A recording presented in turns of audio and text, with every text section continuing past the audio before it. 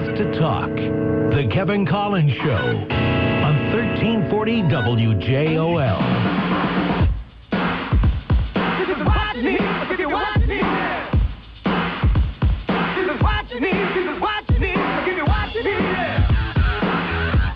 5:11. It's the Kevin Kollins Show on 1340 WJOL. What you need to know, we do it every day at 5:10. Talk about some of the stories from the day. Just get you caught up a little bit for your drive home. Some of them the big stories, some of them fun stories, some of them something you've never heard before.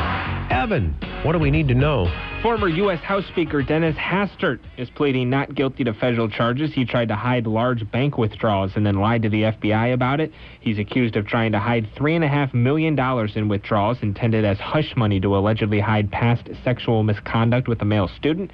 During the arraignment in Chicago today, the judge set his bond at $4,500 and said he must surrender his passport. The conditions for his release also say he must remove all firearms from his property. The 73-year-old Hastert spoke barely a whisper as he answered a few questions from the judge. Defense attorney Thomas Green is the one who entered the plea on his behalf. The bigger story here, have you seen the photos of him? Recent photos? Does not look good. Oh, he looks like a fragile, not healthy old man. I mean, I know he's 73, but he doesn't look like the plump, jovial Dennis Hastert.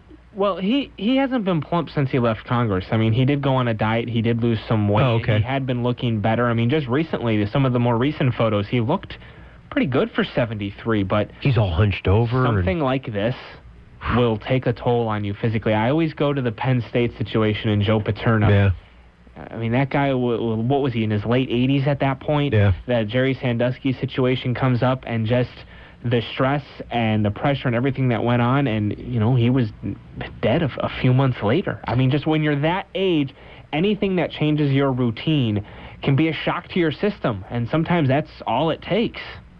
Yeah, well, boy, I got to tell you, it's, again, a not guilty plea. Obviously, throughout this trial, or throughout the, you know, everything that happens, we necessarily won't find anything out about the allegations, the sex abuse allegations. I imagine we will, because they have to prove he was withdrawing the money. They have to prove he was making the withdrawals, and I imagine why he was making the withdrawals is going to be a key part of the case. Could be. If I'm a defense attorney, I'm going to do everything I can to stop that, because it could put a little bit of shade on the jury. I don't know. I don't know that we necessarily will, if it even goes to trial. If you're a prosecutor and I'm trying to prove you withdrew $3.5 million, I know that the defense's argument is going to be, well, why would he withdraw $3.5 million? Well, why would he withdraw it and hide it? I, as a prosecutor, would need to mention it was hush money. He was trying to hide something. That's why he was making the withdrawals. There has to be a motive, doesn't there? Here's my guess. Why would you lie to the feds otherwise about it? Here's my guess. They're going to do a plea deal on this, because they're not going to want to have to address the allegations of sexual abuse. They'll do a plea deal. He'll play a fine, get a little bit of time in jail for the lying to the FBI, and it'll all be water under the bridge. Maybe. That's my guess. All right, Evan, what else we got need to know today? Senators are looking into problems at the TSA, including one investigation which found that 73 airport workers were on a terrorism watch list. TSA's thousands of transportation security officers conduct tedious tasks that require constant vigilance. Complacency can be a huge detriment to TSA's ability to carry out its mission. In a Senate hearing, Homeland Security Inspector General John Roth said one instance of human error could have catastrophic consequences. Federal Air Marshal Robert McLean said his biggest fear involves small improvised explosive devices being smuggled onto passenger jets. An earlier report shows failure to detect weapons and mock explosives in an undercover investigation. Rebecca Roaring warned about a negative climate of fear and distrust among TSA agents. Roaring is TSA's Assistant Secretary Director at the Minneapolis St. Paul Airport. Talked about this story yesterday, and the thing is, the problem is that, you know, airlines, they go to hire someone, they do the background check, they do all their check and everything. However, many of these terrorism lists are classified. So when the TSA does the background check, they don't come up on their background check. I mean, you'd think the simple solution would be, hey, airlines, this from the TSA, they should have to say to the airlines, before you hire someone, we need you to send that hire to us so we can run it through our classified databases to see if they're on a terrorist watch list before we hire the possible enemy and put them right where we're trying to keep them out of.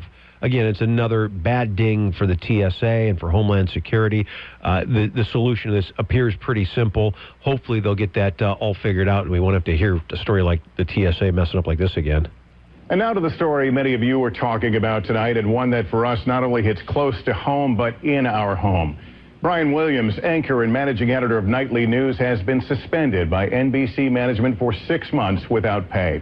In a statement, NBC Universal CEO Steve Burke said by his actions, Brian has jeopardized the trust millions of Americans place in NBC News. But he added, Brian deserves a second chance, and we are rooting for him. Oh, but maybe not. His assignment was only supposed to last 6 months, the amount of time Brian Williams was suspended after 10 years at the helm of Nightly News, but Williams is now unlikely to return to the anchor chair when his suspension is up. Negotiations between NBC executives and Williams' attorney are focused on two potential paths, a new role for Williams within NBC News or an exit from the company. Either path leaves Lester Holt in the anchor chair unless NBC surprises everyone and risks destabilizing the newscast by appointing a new anchor. Sources have called that scenario exceedingly unlikely. Holt, through the worst of circumstances, is stepping up to one of the best jobs in journalism. Despite all of television's business model and audience challenges, NBC's Nightly News remains the most watched nightly news broadcast in the United States. What have the past 4 months been like for Holt? He has not given any interviews about the situation, but has told friends that an initial period of turmoil and uncertainty has given way to what might be called a new normal. Holt used to work a grueling weekend schedule, anchoring the morning and evening newscasts on Saturdays and Sundays, along with Dateline and various other weekday assignments. Nowadays, his schedule is still packed, but he's growing more accustomed to the Monday through Friday nightly news shift. So it looks like Lester Holt, the new anchor of the NBC Nightly News. Brian Williams, as we said, either a new role within NBC, either entertainment or news divisions, or he's going to another network. Well, good for Lester. You know, a guy here from in Chicago that we watched on the local news here for many, many, many years. All reports I have, Lester, he's a great guy, and so good for him. Brian's suspension would be up in August, I believe, the first couple weeks of August when the 6 months would end. I imagine we will hear more about this. I'm curious to see. I don't think NBC is going to part ways with Brian Williams. I know a lot of other people think they're gonna cut him loose. I think they're going to keep him. They're going to move him on to some news magazine, one of those shows, something like that. I don't think they're going to cut him loose, but we'll see. If they do cut him loose, you're not going to see. I don't think you'll see a CBS or ABC or Fox pick him up, but you might see. One of the cable networks pick him up. I don't know. They've got Bill O'Reilly. Why wouldn't they? I mean, why wouldn't they pick him up? We'll do it live. We'll do it live. Play us out. I don't know what that means. By the way, if you've never heard the Dan Le Batard Show, it's a sports radio show in Miami. He interviews Bill O'Reilly when one of his books came out, and O'Reilly hangs up in the middle of the interview. It's gold. It's absolute gold the way Le Batard drives him crazy throughout the interview. I loved it. If I'm Brian Williams, you give me my nightly news desk back, or you pay my contract and cut me loose. Yeah, because he's got big money on it. My contract states that I'm the anchor and managing editor of the NBC Nightly News, and that I make X amount of dollars for the next 5 years. You don't want to pay me my $50 million for the next 5. That's fine. You're going to pay my salary, just like NBC did with Conan, and you're going to cut me loose and let me go somewhere else. Because if I'm Brian Williams, how can I ever be on that network again? Be like, hey, they moved me to a different role, but I'm happy here. No, you're not. You've already stated you wanted the news desk back. So you have to go somewhere else. You don't have a choice. You called it, though, where he's going.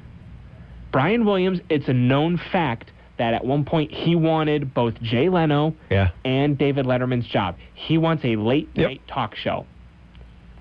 CNN. Jeff Zucker used to work at NBC, was the guy involved in the whole Conan Jay fiasco. He's now running the ship over there at the cable news network, CNN. He's been looking for late-night programming. What better way to make a transition than to do like a nightly news / late-night comedy show and have Brian Williams anchor it? It's a perfect perfect landing spot for him. He's going to be at CNN. Watch it in a late-night talk show. I think that's a possibility a very good possibility as well. Again, I expect that if NBC is going to be willing to pay him this $50 million to walk away, but we'll see what happens. If they don't, depends on how his contract reads. He could very well say, "I'm not doing any other role here. I'm the NBC News anchor. You're either going to pay me and I'm going to sit and do nothing, or you're going to pay me to do that job." 1340 WJOL, it's the Kevin Collins Show.